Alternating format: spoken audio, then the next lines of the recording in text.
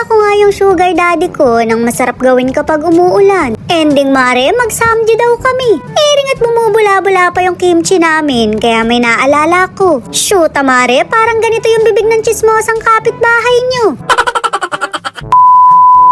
Kaliligo ko nga lang kaya inaya ko yung sugar daddy ko. Wala kaming magawa kaya gumawa na lang kako kami. Pagka ganitong malakas ang ulan masarap din kakong magkuhan. Mag-samji mare, ano bang iniisip nyo?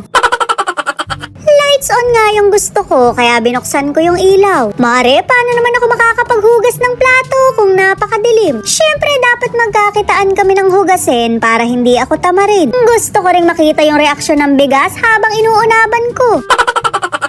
Konti nga lang yung sinaing ko dahil diet yung kumari nyo. Mga 681,000 na butil lang, sapat na. Binilang ko talaga isa-isa dahil marami naman akong time. Kita mo at pinupunasan ko pa yung sinaing ko bago ko isalang. May video kasi mare, pero sinasalang ko talaga ng basayan. Mabuti pa talaga tong sinaing, hindi mo na kailangan bantayan. Yung mga jowa nyo ba mare, kamusta naman? Bantay sarado na nga 24/7 pero nakakapagloko pa rin. Sorry mare, hindi naman sa pinag-o-overthink kita. Dini nga kami kakain dahil malakas ang hangin dini. Pero syempre, mas malakas pa rin yung hangin ng kakilala mo. Walang makakatalo doon dahil dinaig pa habagat nun. Napakayaman sa mga kwento pero pagkahingian na ng ambag, kabod na lang humihina yung pandinig. Shoot mare, kabugok nga ano.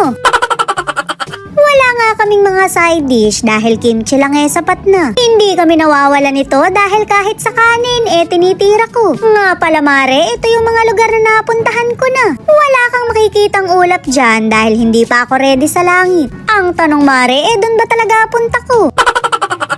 Pero wag ka, langit naman yung laman. May ista kasi ko ng alak dito pagka gusto kong uminom. Inuunti-unti ko nga lang dahil ayoko pang tumago sa pader. Pero mga ilang inom pa, tsak nagagabayan ko na kayong lahat. Naka-ready na nga ang lahat kaya kakain na kami. Syempre mare, ako tagaluto dahil hindi uso ang Disney princess dito. Hindi man ako marunong magluto pero sa samji maaasahan mo ko. Lumalabas talaga yung talent ko pagka nagugutom na ako. O diba, karne yung niluto ko pero ako yung sumarap.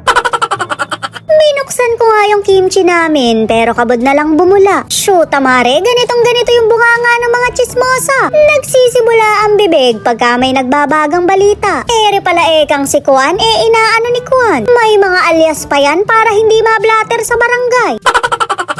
Syempre guilty ako dahil chismosa rin naman ako. Nagbago na lang talaga ako nung ako na mismo yung topic. Nakikichismis pa rin naman ako pero sa GC na lang namin. Huwag lang sanang mahak yung mga account namin dahil tsak na masisira ang buhay namin. Wala na kasi sa mga kanto ang chismosa, nasa GC na rin.